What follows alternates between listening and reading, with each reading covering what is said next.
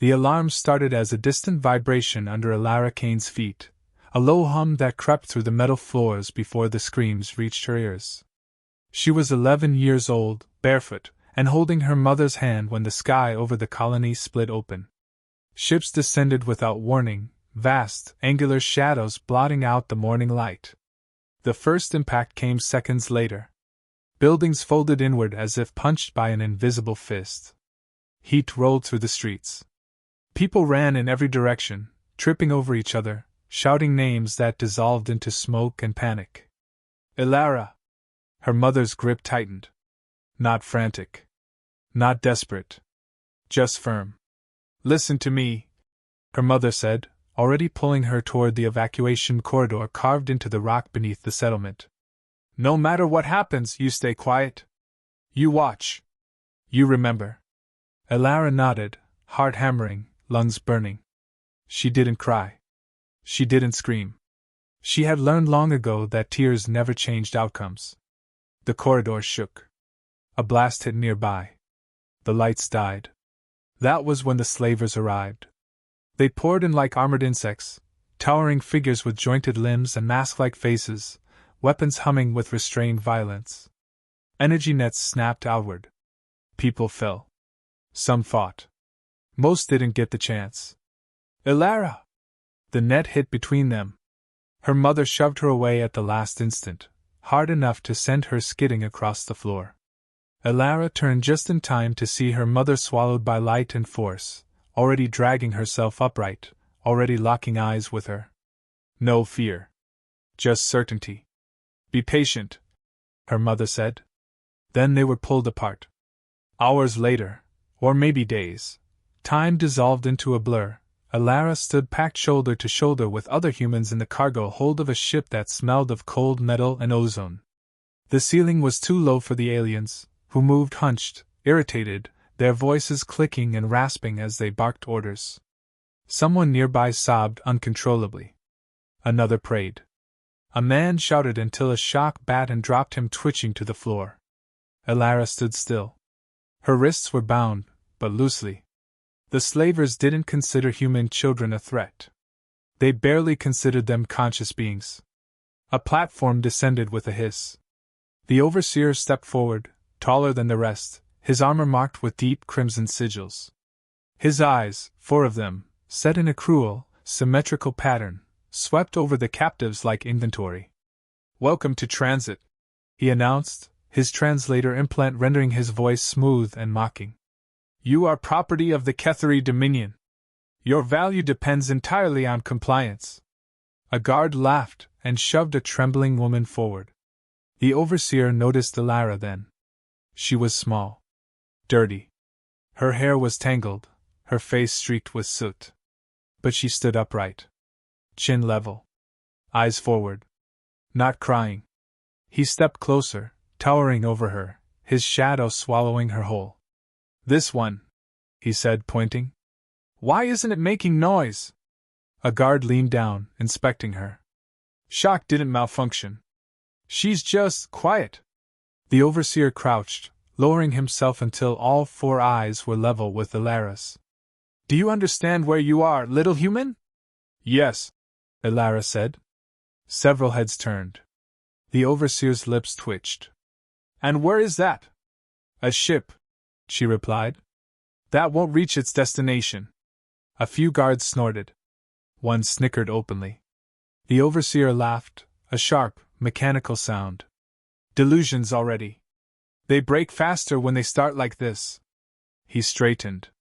Put her with general labor. I want to see how long that calm lasts. A guard grabbed her arm and yanked her forward. Elara stumbled but didn't resist. As she was dragged away, she felt the eyes of the other humans on her, confused, desperate, searching for something to cling to. She gave them nothing. Not yet. The corridors of the Iron Mercy were narrow and cold, lit by strips of pale light embedded in the walls. Elara was shoved into a holding bay where adults twice her size slumped against bulkheads, exhaustion already carved into their faces. A man near the wall whispered, Hey, kid! Are you hurt? No, she said. How are you so calm? Elara hesitated, then answered honestly. This isn't the end. He stared at her like she was mad. Later, when rations were thrown onto the floor like scraps, Elara waited until the guards left before nudging a portion toward a smaller boy whose hands shook too badly to reach for it. Eat, she said. Why? He asked. Because you'll need strength. For what? She thought of her mother's eyes. The way her voice hadn't wavered. For later. Hours passed. Or cycles. The ship vibrated as it jumped into faster-than-light transit. Somewhere deep within the hull, engines roared like caged beasts. In the command tier, Overseer Threxel watched surveillance feeds with mild boredom. Humans were predictable. Pain. Fear. Collapse. Then he paused. The child again. She sat cross-legged on the floor, back straight, eyes closed, not in prayer, not in sleep. Just waiting. Threxel leaned closer to the display. Interesting, he murmured. One of his subordinates glanced over. She'll break. Threxel nodded. Of course she will. But he kept watching. In the holding bay, a guard returned and kicked the man who had spoken to Elara earlier, shocking him for moving too slowly. The man screamed. Others flinched. Elara opened her eyes. She looked at the guard, not with hatred, not with fear, but with something colder. Assessment. The guard sneered. You want some too, little thing? No, Elara said. You'll stop soon anyway. The guard frowned. What did you say? She met his gaze. Nothing that matters yet. The guard raised his baton. From the command tier, Threxel's eyes narrowed. Leave her, he ordered suddenly over the comm. The guard hesitated, then lowered the weapon. Elara didn't react. She simply looked away and closed her eyes again. Deep within the ship's systems, a faint signal pulsed, unnoticed, unremarked, already racing outward into the dark. Elara remembered her mother's final words and held on to them like a promise. Be patient. She was. And somewhere far beyond the reach of slavers and their chains, someone had just been reminded that a debt still existed. The work cycle began with a hiss of pressure doors and the smell of heated metal. Elara was pushed into a processing bay where broken machines lay stacked like corpses, their surfaces scorched, bent, and jagged. The task was simple and cruel by design. Sort what could be reused. Bleed on what could not. Guards watched from above, betting quietly on who would collapse first. Elara picked up her first piece without hesitation. Her hands were small, but steady. She tested weight, texture, balance. She listened to the pitch of distant engines and adjusted her pace to it. Not fast. Not slow. Exact. A man beside her struggled to lift a panel twice his width. When it slipped and struck the floor, a guard fired a stunned burst that sent him convulsing. Elara did not flinch. Move! The guard barked. The man gasped, dragging himself upright. Elara stepped closer, braced the panel with her shoulder, and helped him set it into place. She didn't look at the guard while she did it. That was mistake number 1. Did I permit cooperation? The guard demanded. Elara turned calmly. You permitted efficiency. The guard froze, then laughed too loudly. I like this one, he said to no one in particular. She thinks she's clever. He struck the man again anyway. By the 3rd hour, whispers followed Elara wherever she moved. Not her name. No one knew it. Just awareness. People noticed that when she was near, guards lingered less. Punishments shortened. Something about her presence unsettled the rhythm. During ration drop, a thin boy fumbled his portion. It slid across the floor toward a drain grate. Elara intercepted it with her foot and passed it back. You'll get punished, he whispered. No, she replied. They're watching someone else today. How do you know? Because they always do. Across the bay, Overseer Threxel stood behind a glass partition, observing. The feed showed the same pattern repeating. The child never pleaded. Never argued. Never resisted. She acted as if the outcome had already been decided and she was simply waiting for others to catch up. Threxel tapped a claw against the console. Increase pressure. The next test came fast. A woman was dragged into the center of the bay and accused of hiding scrap. She denied it. Evidence was fabricated. Everyone saw. Witness the cost of deceit, the guard announced. The first strike drew a scream. The second broke bone. Elara's chest tightened. Her breathing changed. For one heartbeat, fear surfaced. She buried it. When the woman collapsed, Elara stepped forward without being told and knelt beside her, checking her pulse. A guard aimed his weapon. Back. Elara looked up. She'll die if you don't move her. And? You lose labor value. The guard hesitated. From the observation tier, Threxel raised a hand. Stand down. The woman was dragged away for treatment. Not mercy. Accounting. The guard stared at Elara as if seeing her for the first time. What are you? Elara returned to her task. Human. That answer spread. Later, in the dim between cycles, a man sat beside her against the wall. His hair was gray at the temples, his eyes sharp despite exhaustion. You talk like someone who knows how this ends, he said quietly. I do, Elara replied. He studied her. How? She met his gaze.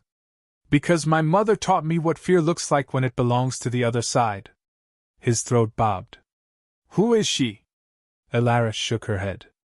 You don't ask that until they do. In the command tier, Threxel summoned a veteran handler whose armor bore scars from real wars. You've seen humans longer than most, Threxel said. Explain the child. The veteran watched the feed for a long moment. She isn't enduring, he said. She's conserving. For what? For timing. Threxel's eyes narrowed. You speak like you believe the myths. The veteran answered carefully. I believe patterns. Humans who act like this are never alone for long. Threxel dismissed him with a sharp gesture, but unease followed him even after the chamber emptied. That unease became signal. A brief spike rippled across long-range sensors. Encrypted. Human origin. Gone before triangulation. False echo. An officer offered. Threxel didn't respond. He returned his attention to the bay. The child sat cross-legged now, eyes open, watching nothing. Bring her, he said at last. Guards descended. When they called Elara forward, she rose smoothly, brushed metal dust from her hands, and followed. The humans watched her go in silence. As the doors closed behind her, Elara allowed herself one measured breath. This wasn't rescue. This was alignment. They were finally close enough to ask the wrong question. And when they did, everything would change. The interrogation chamber was smaller than Elara expected. No restraints waited for her. No hooks. No instruments.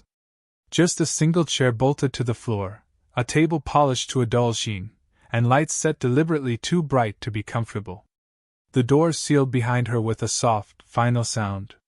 Overseer Threxel stood on the opposite side of the table, armor removed, skin exposed in a calculated show of superiority. His 4 eyes watched her without blinking.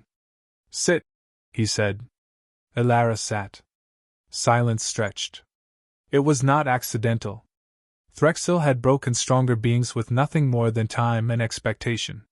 He waited for her breathing to change, for a twitch, a sign of unease. None came. You understand why you are here, he said at last. Yes. Good. He folded his hands. You have disrupted efficiency aboard my vessel. I improved it, Elara replied. One of his eyes narrowed. You interfere with discipline. You influence others. That is dangerous behavior for livestock. Elara tilted her head slightly. Then you shouldn't have brought me here. Threxel leaned forward. Explain that. You don't question things that don't matter, she said. You only question what worries you. The words landed harder than she intended. Threxel straightened slowly, irritation flickering into something sharper.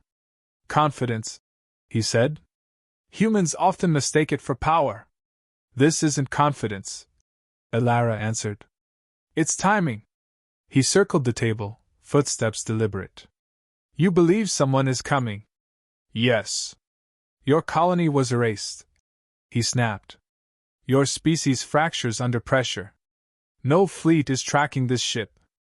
Elara looked at the wall behind him, at the faint vibration of engines. You didn't erase it, she said. You interrupted it. Threxel stopped moving. Explain, he demanded. You took me before she arrived, Elara said. That's the only reason you're still alive. The temperature in the room seemed to drop. Threxel laughed, but the sound was brittle. You speak boldly for a child whose survival depends on my restraint. Elara met his gaze. My survival doesn't. His patience thinned. Enough riddles. You will answer plainly now. He activated the wall display. Images filled the chamber. Humans beaten, dragged, shocked. Faces Elara recognized. Your behavior has consequences, Threxel said. Choose one. Or I will. Elara's hands clenched in her lap. Her breath caught just once. She closed her eyes, then opened them again. You're wasting time, she said quietly. Threxel slammed his palm against the table. Stop speaking as if you hold authority here. I don't, Elara replied. She does. The word hung between them. Threxel's voice lowered. Your mother. Yes. He studied her, reassessing. You think lineage frightens me? No, Elara said. History does. He activated a second feed. Long-range sensor data scrolled across the screen. You see this? He said. Static. Noise. Nothing inbound. Elara followed the data without interest. That's because you're looking for ships. Threxel's eyes flicked back to her. What should I be looking for? Absences, she said. Routes going quiet. Relays that stop responding. Fleets that don't report. The lights flickered. An alert chimed softly from the console behind him. Then another. Threxel turned, irritation shifting into focus. An officer's voice crackled over the comm. Overseer, we've lost contact with Outpost Keth 7. Signal delay? Threxel asked. No, the officer replied. It's gone. Elara spoke without raising her voice. She doesn't announce herself. Threxel disconnected the channel. His breathing had changed now. Controlled, but heavier. You will give me her name, he said. No. His patience snapped. You will. Elara stood from the chair. No one stopped her. If you say it, she continued, you can't pretend you didn't know. Threxel stared at her. I already know you're lying. Elara took a step closer. Then say it doesn't matter. He hesitated. That was the answer. Say it, he demanded. Say the name. Elara looked up at him, not with defiance, not with triumph, but with something almost kind. Her name, she said, is Commander Mara Kane. The effect was immediate. Threxel recoiled as if struck. Color drained from his skin. One of his eyes shut reflexively. No, he whispered. Another alert blared. Then another. The chamber lights dimmed as power rerouted. That's not possible, Threxel said louder now. She died in the Heliox purge. Elara shook her head. You mistook withdrawal for defeat. The comm erupted with overlapping voices. Multiple Kethari fleets unresponsive. Outer rim routes collapsing. Unknown human signatures, inside interdiction range. Threxel staggered back, gripping the table. How long? He demanded. Elara answered honestly. Long enough. The ship lurched. Somewhere deep within the hull, something exploded. Threxel looked at her then, truly looked, and understood. You were never a hostage, he said hoarsely. No, Elara replied. I was the message. The chamber shook again, harder this time. Red warning lights flooded the room. Elara sat back down, calm as ever, while alarms screamed overhead. Outside the ship, humanity had begun to answer. The first human ship appeared without spectacle. No warning flare. No broadcast. One moment the stars outside the Iron Mercy were empty and indifferent, the next a dark shape slid into view, angular, compact, wrapped in a field that bent light around it instead of reflecting it. Then another. Then dozens. Alarms howled through the slaver vessel, no longer orderly but panicked, overlapping, desperate. Gravity fluctuated. The deck shuddered as defensive systems activated too late. In the interrogation chamber, Overseer Threxel staggered as the ship lurched again. Consoles sparked. The air filled with the smell of burnt circuitry. "Raise shields!" Someone screamed over the calm. "They're already inside perimeter!" "That's impossible!" The feed cut to static. Alara remained seated, hands folded, eyes steady. She felt the vibration through the soles of her feet, and recognized it instantly. Not weapons fire. Precision strikes. Systems being removed, not destroyed. Threxel backed away from her, as if she carried the damage with her. "You planned this," he said, voice breaking. "You guided them here." Alara shook her head. "I didn't have to. My mother doesn't need directions." The door burst open as guards rushed in, armor scorched, movements frantic. "Overseer, we're losing control of the ship. Engines are failing. Weapons are offline. They're—" the guards swallowed. "They're boarding us." Threxel's 4 eyes widened. "No. They wouldn't risk close engagement." Alara stood. "They always do." The deck bucked violently. Somewhere nearby, metal screamed as bulkheads tore apart.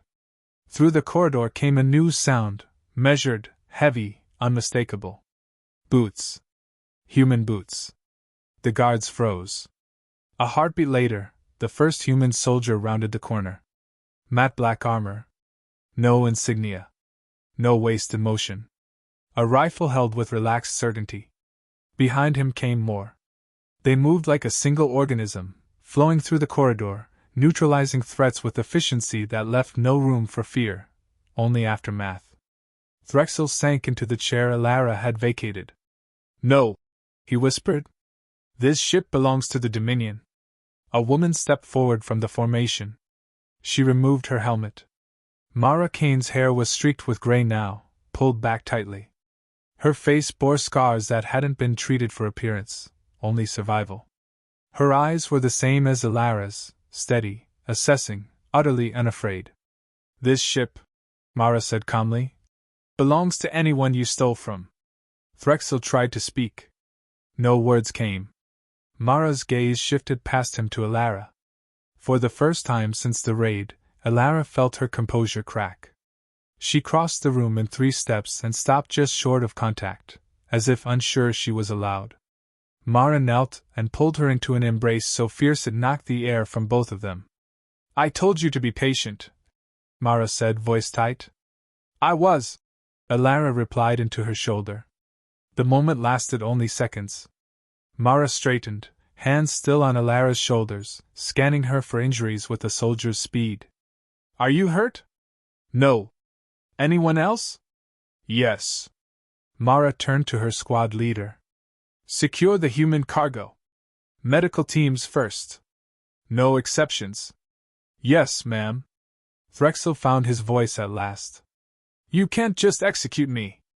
I'm entitled to." Mara looked at him. Just looked. He fell silent. "You will stand trial," she said. "Human trial. For crimes against civilians. Against children." Threxel laughed weakly. "Your species is alone. This will start a war." Mara's expression didn't change. It ended one. The ship shuddered again, then settled. Silence followed, heavy and complete. Hours later, Alara stood at a viewport aboard a human vessel, wrapped in a blanket that smelled like home and metal polish. Outside, pieces of the Iron Mercy drifted slowly, inert and harmless. Around her, other humans sat or lay quietly, some crying, some staring, some sleeping for the first time in days. Human medics moved among them with gentle efficiency. Alara watched the stars until Mara joined her. "You did exactly what I taught you," Mara said. Alara nodded. They underestimated timing. Mara allowed herself a faint smile. They always do. What happens now? Elara asked. Now? Mara followed her gaze into the dark. Now the galaxy remembers. Elara thought of the guards who had laughed, the overseer who had demanded a name, the way fear had spread once it was spoken. Will they stop? She asked. Mara was quiet for a long moment. Some will. Others will learn slower. Elara leaned against her mother's side. That's okay. Mara glanced down at her. Why? Because next time, Elara said, eyes reflecting starlight, they'll ask sooner. Mara's hand rested on her daughter's head, protective and proud. Beyond the viewport, human ships shifted formation, turning outward, not in retreat but in warning. Across the void, systems went dark as slaver routes were abandoned, contracts dissolved, names erased from registries. No announcements followed. No declarations. Just absence. And across the galaxy, in hushed tones and broken records, one lesson resurfaced with terrifying clarity. You could mock a human. You could chain a human. But if you ever took a human child, you had better know the mother's name.